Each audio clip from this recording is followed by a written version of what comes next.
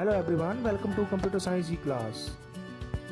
इस वीडियो के अंदर हम अंडरस्टैंड करेंगे कंप्यूटर मेमोरी के बारे में। कंप्यूटर मेमोरी क्या होती है, मेमोरी क्यों यूज़ की जाती है कंप्यूटर सिस्टम के अंदर, और कंप्यूटर सिस्टम उसका कैसे यूज़ करता है, कब वो यूज़ की जाती है, कब यूज़ नहीं की जाती है, कैसे मेमोरी वर्क करती है, क्या उसके काम होते हैं। ये सारे कुछ क्वेश्चंस के आंसर आपको इस वीडियो के अंदर या इसके साथ जो हम इसके दो और पार्ट्स बनाएंगे वीडियो के, उसके अंदर आप अंडरस्टैंड करने की कोशिश करेंगे। क्योंकि ये थोड़ा सा कंसेप्ट जो है या टॉपिक जो है वो लेंथिक टॉपिक है, इसलिए हम इसको एक वीडियो के अंदर कवर नहीं करेंगे। इसके लिए मैं 2 या 3 और वीडियो इसके बनाऊंगा जिसके अंदर हम पूरे कंसेप्ट को अंडरस्टैंड करने की कोशिश करेंगे। तो स्टार्ट करते हैं। पहले हम अंडरस्टैंड करते हैं कंप्यूटर मेमोरी होती क्या है, उसके बारे में इंट्रोडक्शन देखते हैं। तो कंप्यूटर मेमोरी क्या होती है? एक ऐसा स्टोरेज स्पेस होता है कंप्यूटर के अंदर जहाँ पे कोई भी डाटा या इंस्ट्रक्शन जिनके ऊपर कंप्यूटर ने कुछ काम करना होता है उनको स्टोर किया जाता है।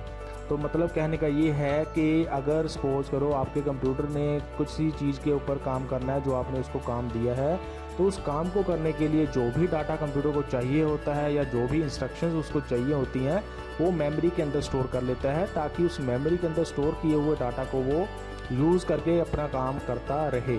अगर सपोज करो कंप्यूटर के अंदर मेमोरी ना होती तो उसको क्या करना पड़ना था, हमें हर एक स्टेप को उसको एज इनपुट बार बार सप्लाई करना पड़ना था और उस स्टेप के ऊपर सीधा ही कंप्यूटर को काम करना पड़ना था। तो इससे बहुत ज़्यादा इंटरप्शंस वो कंप्यूटर के अंदर आनी थी, उसके काम के अंदर आनी थी, क्योंकि हमें बार बार कंप्यूटर को इंस्ट्रक्शन सप्लाई करनी पड़नी थी, डाटा को सप्लाई करना पड़ना था। क्योंकि डाटा इतना ज़्यादा यूज़ होता है कंप्यूटर सिस्टम्स के अंदर, या इतना ज़्यादा इंस्ट्रक्शंस का यूज़ करता है कंप्यूटर सिस्टम या सीपीयू जो होता है, इतनी पॉसिबिलिटी नहीं बनती है कि अगर हम विदाउट मेमोरी कंप्यूटर से काम लेना चाहें तो।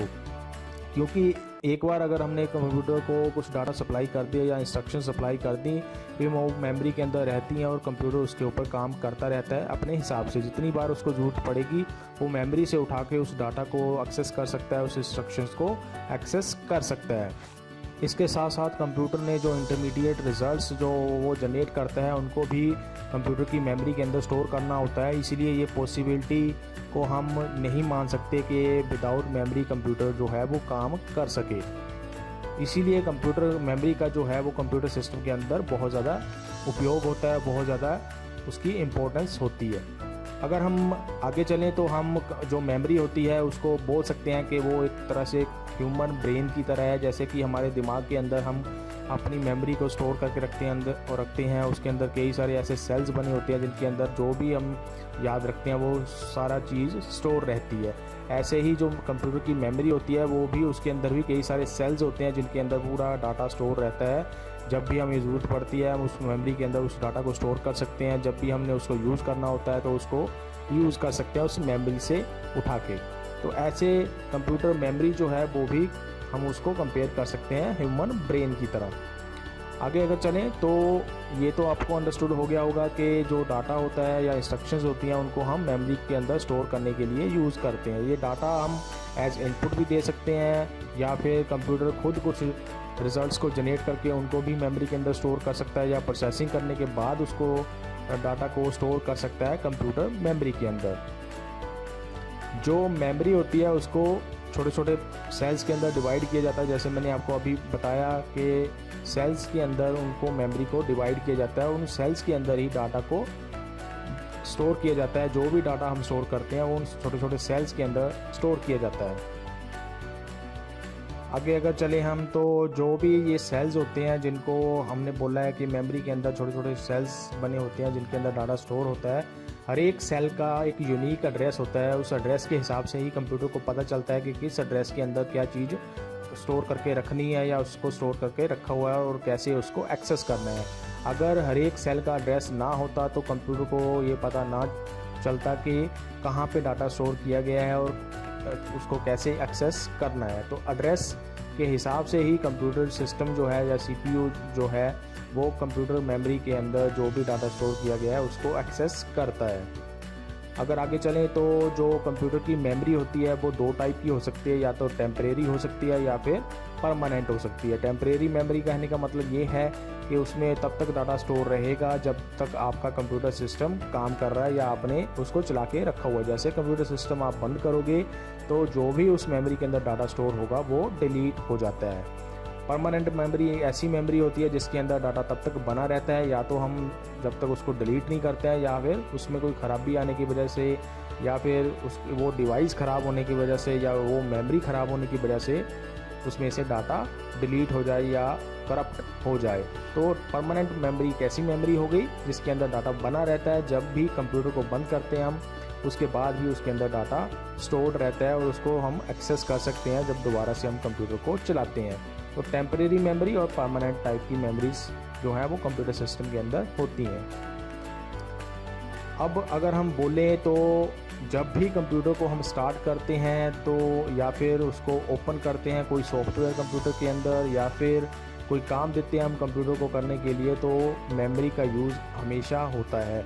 तो आप कह सकते हैं कि अगर सपोज़ करो आपने कंप्यूटर को स्टार्ट किया हुआ है, आप कंप्यूटर को यूज़ कर रहे हो, आप कुछ काम चाहे ना भी कर रहे हैं कंप्यूटर सिस्टम के ऊपर, तब भी कंप्यूटर मेमोरी का यूज़ हो रहा होता है, क्योंकि जब कंप्यूटर हमारा स्टार्ट होता है या चला हुआ होता है उस केस में भी कुछ ऐसी फाइल्स होती हैं, कुछ ऐसा डाटा होता है जो मेमोरी के अंदर स्टोर्ड रहता है और सीपीयू जो है उसको एक्सेस करता रहता है। या फिर आप बोल सकते हैं कि कंप्यूटर का जो सॉफ्टवेयर चलाने के लिए, ऑपरेटिंग सिस्टम को चलाने के लिए भी कुछ फाइल्स होती हैं जो मेमोरी के अंदर स्टोर रहती हैं और वो हमेशा ही यूज़ में रहती है मेमोरी। आप कह सकते हैं जी कि कंप्यूटर जो है वो बिना मेमोरी के काम नहीं कर सकता। अगर आप चाहो तो कंप्यूटर के अंदर ऐसा पॉसिबल नहीं हो सकता कि आप विदाउट मेमोरी एक कंप्यूटर सिस्टम को यूज़ करो। ये तो होगी थोड़ी सी इंट्रोडक्शन कंप्यूटर मेमोरी के बारे में। अभी हम आगे चलते हैं और इसके देखते हैं टाइप्स, कौन कौन से टाइप्स की कंप्यूटर मेमोरी अवेलेबल होती है हमारे कंप्यूटर सिस्टम के अंदर। वैसे आपने बेसिक आइडिया ले लिया कि जो कंप्यूटर सिस्टम के अंदर कंप्यूटर मेमोरी होती है वो होती है टेम्परेरी मेमोरी या फिर परमानेंट मेमोरी। लेकिन हम एक अलग तरीके से भी कंप्यूटर मेमोरी टाइप्स को डिफाइन करते हैं और वो टाइप्स अब हम यहाँ पे देखेंगे। अगर हम उसको अंडरस्टैंड करें तो जो कंप्यूटर मेमोरी के टाइप्स होते हैं वो 3 टाइप की मेमोरी कंप्यूटर सिस्टम के अंदर अवेलेबल हो सकती है। पहली होती है कैश मेमोरी, दूसरी हो सकती है प्राइमरी मेमोरी जिसको आप मेन मेमोरी भी बोल सकते हैं, या फिर हम उसको प्राइमरी स्टोरेज भी बोल सकते हैं। इसके अलावा तीसरी जो टाइप की कंप्यूटर मेमोरी होती है वो होती है सेकेंडरी मेमोरी, या फिर आप उसको सेकेंडरी स्टोरेज भी बोल सकते हैं। अभी हम इसको 1 बाय 1 करके हर एक कैटेगरी को अंडरस्टैंड करने की कोशिश करेंगे, लेकिन पहले हम एक इमेज देख लेते हैं इन तीनों के बारे में, ताकि हमें बेसिक आइडिया हो सके कि ये जो मेमोरीज हैं उनको कैसे यूज़ करता है कंप्यूटर का सीपीयू।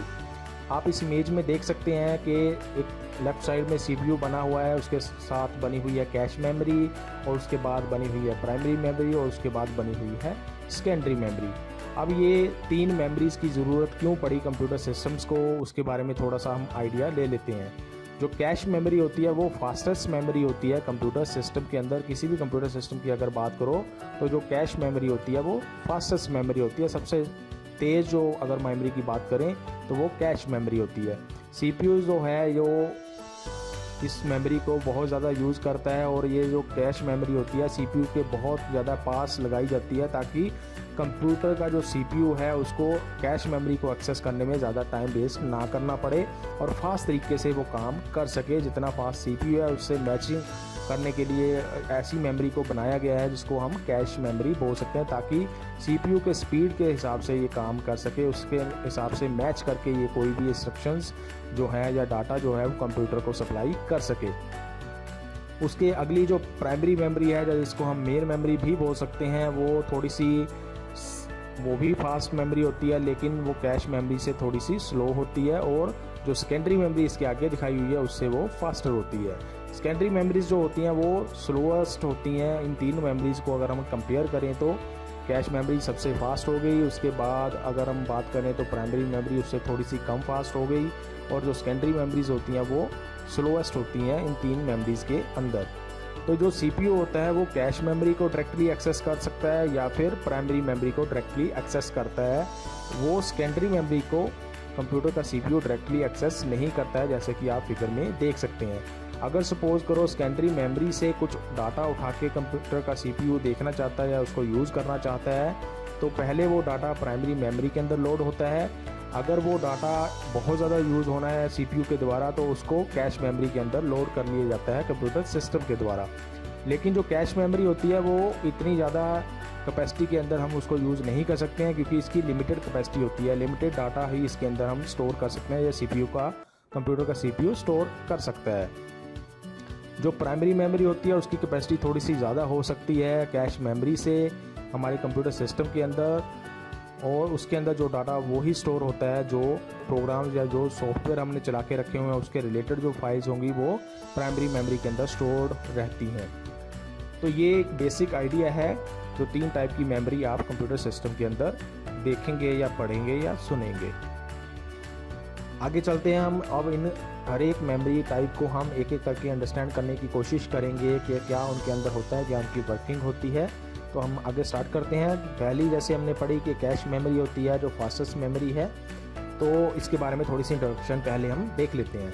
कैश मेमोरी एक हाई स्पीड मेमोरी होती है, जैसे कि मैंने आपको बताया फास्टेस्ट मेमोरी होती है जो कंप्यूटर सिस्टम के अंदर लगी होती है, ताकि ये CPU का जो स्पीड है उसके साथ थोड़ी सी मैच हो सके, और जो CPU को डाटा या इंस्ट्रक्शन चाहिए वो जल्दी से जल्दी उसको मिल सके। मेन मेमोरी थोड़ी सी कंप्यूटर के CPU से थोड़ी सी दूर भी होती है, उससे थोड़ी सी एक्सेस करने में थोड़ा सा ज़्यादा टाइम लगता है उसको, CPU को मेन मेमोरी से डाटा को, किसी भी डाटा को या इंस्ट्रक्शन को। इसीलिए कैश मेमोरी का ज़्यादा यूज़ करता है। जो भी इंस्ट्रक्शंस या डाटा बहुत ज़्यादा यूज़ में आती है किसी CPU के अंदर, वो कैश मेमोरी के अंदर रखी जाती हैं। बाकी सारी इंस्ट्रक्शंस या डाटा जो CPU को थोड़ा कम टाइम के लिए चाहिए होती हैं या इतनी ज़्यादा ज़रूरत नहीं होती है, उनको मेन मेमोरी के अंदर रखा जाता है। तो ऐसे जो कैश मेमोरी है वो फास्टेस्ट मेमोरी हो गई कंप्यूटर सिस्टम के अंदर। जो कैश मेमोरी होती है वो दो चीज़ों के बीच में काम करती है एज बफर। बफर का मतलब वहाँ पे थोड़ा सा वो डाटा स्टोर करके रखती है जो CPU को बहुत ज़्यादा ज़रूरत पड़ती है काम करते हुए। तो जो कैश मेमोरी है वो CPU और मेन मेमोरी के बीच में मिलके काम करती है। मेन मेमोरी में जो डाटा स्टोर्ड है वो डाटा से ही डाटा कैश मेमोरी के अंदर आता है, लेकिन कैश मेमोरी में वही डाटा रखा जाता है जो बहुत ज़्यादा ज़रूरत होती है या जिसको बार बार यूज़ करना होता है कंप्यूटर के CPU में। तो मेन मेमोरी के बारे में हम आगे पढ़ेंगे, लेकिन अभी आपने इतना याद रखना है कि कैश मेमोरी CPU और मेन मेमोरी के बीच में काम करता है।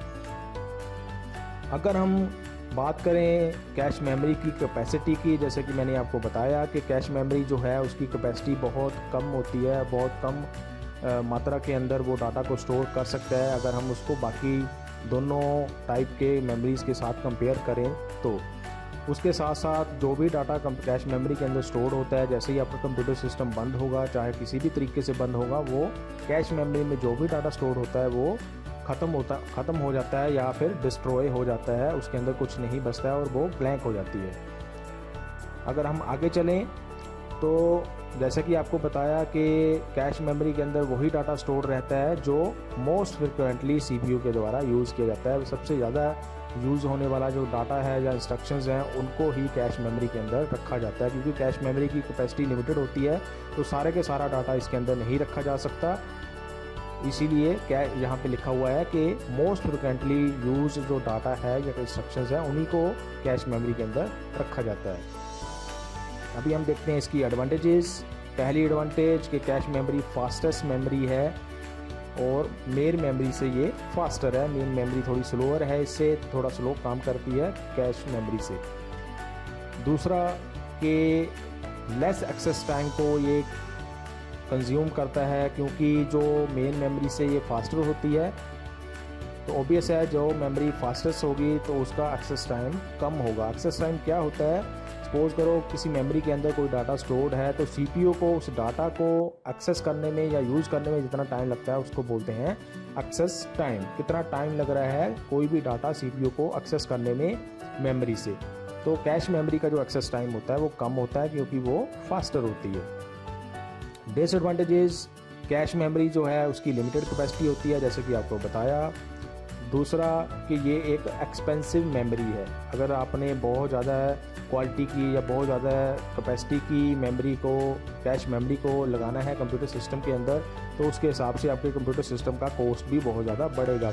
तो ये था first type of computer memory, जिसके अंदर हमने कैश मेमोरी के बारे में पढ़ा, क्या कैश मेमोरी होती है, क्या उसकी वर्किंग होती है, कैसे वो काम करती है, और उसकी देखी हमने एडवांटेजेस और उसकी देखी हमने डिसएडवांटेजेस। अभी हम चलते हैं second type of computer memory के ऊपर, जो है हमारी प्राइमरी मेमोरी, या फिर जिसको हम मेन मेमोरी बोल देते हैं, या प्राइमरी स्टोरेज भी इसको हम बोल सकते हैं।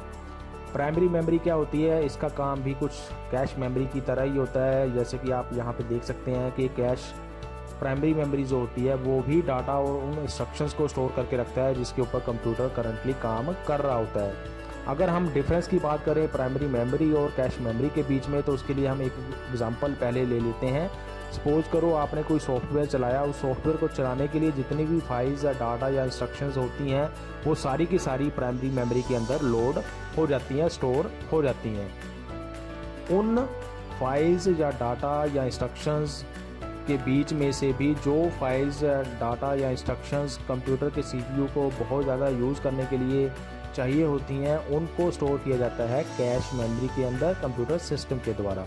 तो आपको यहाँ से थोड़ा सा इसका बीच में डिफरेंस पता चल जाएगा कि एक प्राइमरी मेमोरी क्या होती है और कैश मेमोरी क्या होती है। तो प्राइमरी मेमोरी में उस सारे डाटा को स्टोर करके रखना होता है जिसके ऊपर कंप्यूटर काम कर रहा होता है, लेकिन जो कैश मेमोरी होती है उसने उस सारे डाटा को जो प्राइमरी मेमोरी में स्टोर्ड है उसमें से कुछ पार्ट को अपने अंदर स्टोर करके रखना होता है, जिस पार्ट का कंप्यूटर के सीपीयू ने बहुत ज़्यादा या बहुत जल्दी यूज़ करना होता है, ताकि कंप्यूटर की सीपीयू की स्पीड बनी रहे और कंप्यूटर का सीपीयू जो है वो टाइम वेस्ट ना हो उसका, जब भी वो काम कर रहा है प्राइमरी मेमोरी से बार बार डाटा को यूज़ करने के लिए। तो इसीलिए कैश मेमोरी का यूज़ किया जाता है। तो यहाँ पे आपका थोड़ा सा कन्फ्यूज़न इन दोनों के बीच में ख़त्म हो गया होगा। अगर हम आगे चलें तो प्राइमरी मेमोरी जो होती है वो कंप्यूटर की एक ऐसी मेमोरी है जो सीपीयू डायरेक्टली यूज़ करता है। जैसे कि आपने पीछे एक इमेज भी देखी, उसके अंदर आपने देखा कि इस कंप्यूटर का सीपीयू प्राइमरी मेमोरी और कैश मेमोरी को डायरेक्टली यूज़ करता है। अगर हम आगे चलें तो प्राइमरी मेमोरी को इंटरनल मेमोरी भी बोला जाता है। प्राइमरी मेमोरी की कैपेसिटी भी जो है वो लिमिटेड होती है। जैसे कि अगर हम रैम की बात करें, जो प्राइमरी मेमोरी का एक टाइप है, वो आप आगे पढ़ोगे क्या होती है रैम, उसकी लिमिटेड कैपेसिटी होती है। या फिर उसका दूसरा टाइप है जैसे रोम, उसकी भी लिमिटेड कैपेसिटी होती है। तो लिमिटेड कैपेसिटी की ही हम प्राइमरी मेमोरी यूज़ कर सकते हैं कंप्यूटर सिस्टम के अंदर। वो हो सकती है आपकी 2 GB हो आपके कंप्यूटर सिस्टम के अंदर लगी हुई, या 4 GB हो, या 8 GB की हो, या 16 GB की हो। कुछ लिमिटेड कैपेसिटी के अंदर हम उस मेमोरी को यूज़ करते हैं। ये ऐसा नहीं होता है कि जैसे कि सेकेंडरी स्टोरेज डिवाइसेस के अंदर, सेकेंडरी स्टोरेज के अंदर या सेकेंडरी मेमोरी के अंदर जितनी कैपेसिटी हो सकती है डाटा को स्टोर करने की, उतनी कैपेसिटी प्राइमरी मेमोरी की या कैश मेमोरी की नहीं होती है। इसीलिए यहाँ पे लिखा हुआ है कि लिमिटेड कैपेसिटी की प्राइमरी मेमोरी हम यूज़ कर सकते हैं। उसके बाद अगर हम बात करें तो जो कंप्यूटर की प्राइमरी मेमोरी होती है वो कैश मेमोरी से फास्ट नहीं होती है, कैश मेमोरी से उसकी स्पीड कम होती है। कैश मेमोरी जो है वो फास्टेस्ट मेमोरी होती है।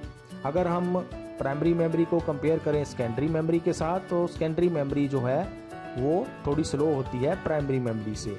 तो अगर आपको इसको एज स्पीड के हिसाब से रखना हो तो कैश मेमोरी फास्टेस्ट मेमोरी हो गई, उसके बाद प्राइमरी मेमोरी की स्पीड होती है, और उसके बाद सेकेंडरी मेमोरी की स्पीड होती है। तो कहने का मतलब सेकेंडरी मेमोरी जो है वो स्लोएस्ट होती है किसी भी मेमोरी सिस्टम के, अगर हम देखें कंप्यूटर सिस्टम के अंदर। उसके बाद अगर हम देखें तो जो प्राइमरी मेमोरीज होती हैं वो सेमीकंडक्टर टेक्नोलॉजी को यूज़ करके बनाई जाती हैं। सेमीकंडक्टर्स का यूज़ करके प्राइमरीज को बनाया जाता है, प्राइमरी मेमोरीज को बनाया जाता है। अब इसके टाइप क्या होते हैं वो हम देख लेते हैं यहाँ पे। अभी हम इतना ही अंडरस्टैंड करेंगे कि 2 टाइप की ये होती हैं। पहला होता है रैंडम एक्सेस मेमोरी, जिसको आप शॉर्ट फॉर्म में रैम बोल सकते हैं, और दूसरा इसका टाइप होता है रीड ओनली मेमोरी, जिसको आप शॉर्ट फॉर्म में बोल सकते हैं रोम। तो ये 2 टाइप की प्राइमरी मेमोरी हमारे कंप्यूटर सिस्टम के अंदर हो सकती हैं। इसके बारे में हम और ज़्यादा डिटेल के अंदर नेक्स्ट वीडियो के अंदर अंडरस्टैंड करने की कोशिश करेंगे। अभी के लिए इस वीडियो के अंदर इतना ही। अगर आपको कोई भी क्वेश्चन या क्वेरीज़ हैं इन टॉपिक के रिलेटेड जो भी आपने इस वीडियो के अंदर कवर किया, तो आप मुझसे क्वेश्चंस पूछ सकते हैं। अभी के लिए इस वीडियो के अंदर इतना ही। Thanks for watching.